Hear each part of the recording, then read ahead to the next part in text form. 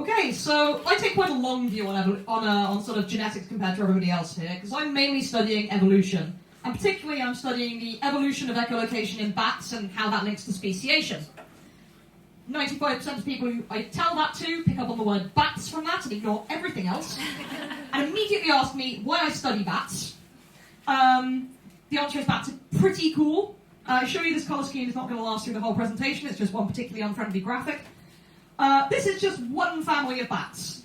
It's a family of bats that evolved about 40 million years ago, and for reasons that we're not entirely certain right now, instead of being like all the rest of the bats and flying around and eating insects, this family of bats decided that it was going to diverge and specialise and start eating things like, we've got blood eaters, we've got weird nectar eaters with amazingly long faces, we've got very short-faced fruit eaters. And that makes them very evolutionarily interesting, because we're not sure what is going on a genetic level to allow bats to really expand quite this quickly into so many different forms. Actually, this particular group I looked at in my master's project. I looked at a variety of genes associated with the metabolism of sugar and of alcohol, and the answer I have from that is that we still don't know quite how this happened. But hopefully, one of the PhD students in my lab who's picked up the project is going to find out, because otherwise it's going to be a very long 3 years for him.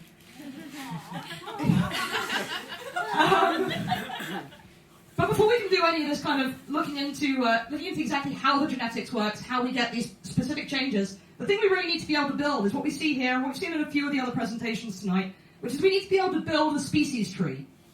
Because you can only really work out where the changes have happened and what changes have happened when you know how things relate to each other. And this used to be done by sort of looking at what animals look like and thinking, hey, this thing looks kind of like this thing, so it's probably quite closely related. So props out to Archive, who produce a lot of photos that I'm allowed to use in presentations like this, and so I've used really quite heavily because I know it's safe. Here we have 4 species.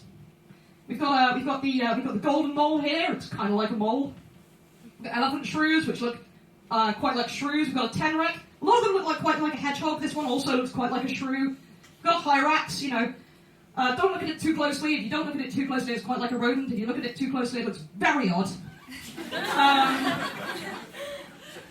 It's not a long stretch to say these things look quite a lot like each other fundamentally. There's a little bit changes, but otherwise they're quite similar. They might be quite closely related. They're probably quite closely related to, moles and shrews and these other things. In fact, what we found out as soon as we used molecular data is that they're quite closely related to elephants. Seemed a little bit odd. If that's a bit too odd for you, they're also quite closely related to manatees. It turns out evolution is really weird. But when evolution comes down to solutions that work, they probably work in several different places. So we have convergent evolution, where several things can look similar, but they've evolved completely independently, just because it's strategies that work quite well. This group is actually called the Afrotheria. The hyrax, which looks a little bit odd, is the most closely related to the elephants and the manatees. These guys are most closely related to each other, but they're miles away from the rodents that you might think they look like. And we had no way of working this out until we could start sequencing molecular markers, and then confirm that by really getting full-on, next-generation genome sequencing, where we could get all of the data. We've known this group existed, it's called the Afrotheria, for about 30 years. There's now experts, there's paleontologists who specialize in the Afrotheria that we didn't even know existed until really recently, which is quite bizarre. People have switched in their careers on this whole field of study.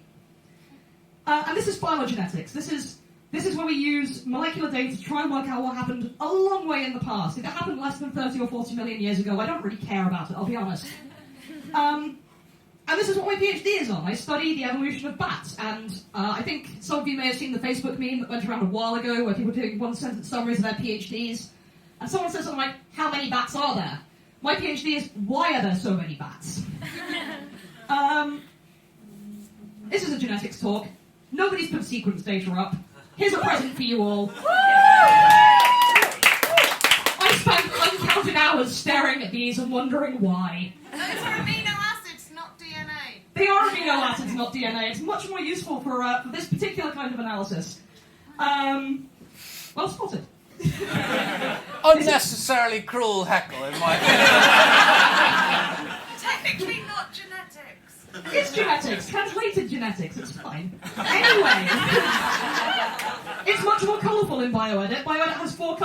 guys, and it's really hard to look at when you look at just the nucleotides. This is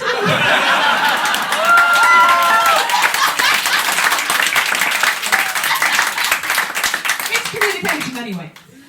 This is a little bit dry by itself, so here you can have some nice pretty photos of bats to go with it. This is actually what the DNA comes from, or what the, peptide sequence comes from. My apologies. It's about 100 amino acids from the middle of a 600 amino acid gene. I spent a long time looking through sequences trying to find one that was nice and friendly and showed what I wanted to show. You'll be glad to know that when I tested this, it was completely non-significant for anything to do with selection pressures, which was incredibly depressing.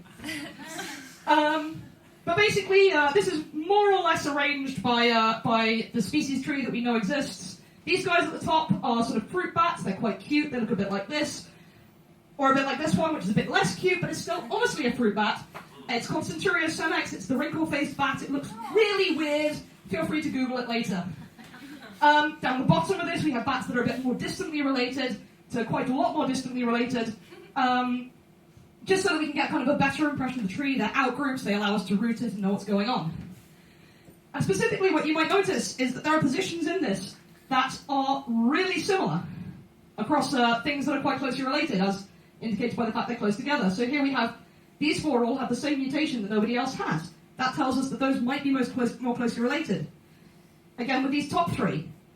Again, over here with these two. So this is the kind of information that we use to then allow us to build a species tree that we can then use to make further inferences about how evolution has happened and where there's been selection pressures. There's also a lot of noise in this. I spend a lot of time having to manually verify things that the computer algorithm has told us are significant, only to find out that 90% of these species have no data.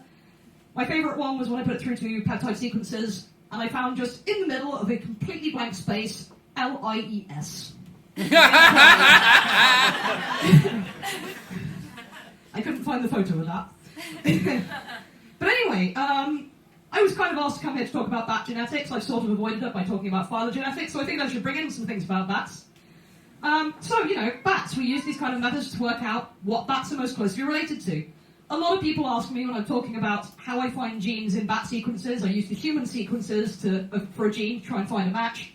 People turn around to me and say, why don't you use the mouse sequence? We've got a really good sequence for the mouse. Mice are clearly more related to bats. Bats look a lot like winged rodents. Well, maybe you don't think they look that much like winged rodents. But we have other things, other mammals that kind of fly. We've got the colugos, we've got the gliding lemurs. They've got these kind of wing membranes. It's clearly a sort of intermediary stage onto full flight. Again, molecular data came out and told us that this was not all entirely as it seemed. Actually, bats are part of a group called the Lorisiopharia, which is probably related to your favourite mammal. Doesn't matter what it is, it's probably in this group. It turns out this group's really quite large. When we bring it down, you can look at the Lorisiopharia. You've got this sort of you've got the Ulipotophila. Sorry, that's very hard to pronounce after several gens. These are things which look like they should be rodents, but they're actually not. Things like hedgehogs, things like shrews. They're quite related to things like the even-toed ungulates, get that mixed up sometimes. Cetaceans, this is all fairly standard. All the carnivores. Pangolins, not quite sure how they got there, but they're a little bit different. And those are quite distant to all the primates, the rodents, the rabbits, and the Apotheria that we talked about earlier. What's notably missing from this is the bats, and also the horses. It turns out the molecular data is actually not foolproof, and no matter how much we try, so far we've not been able to accurately place these branches on the phylogenetic tree. There's been several suggestions, my favourite of which, I swear, should exist, simply because its name is so cool, and has sadly been debunked. And that was the Pegasopheri, with those two groups most closely related to each other instead of anything else. Unfortunately, somebody in my research group wrote a paper saying that didn't exist.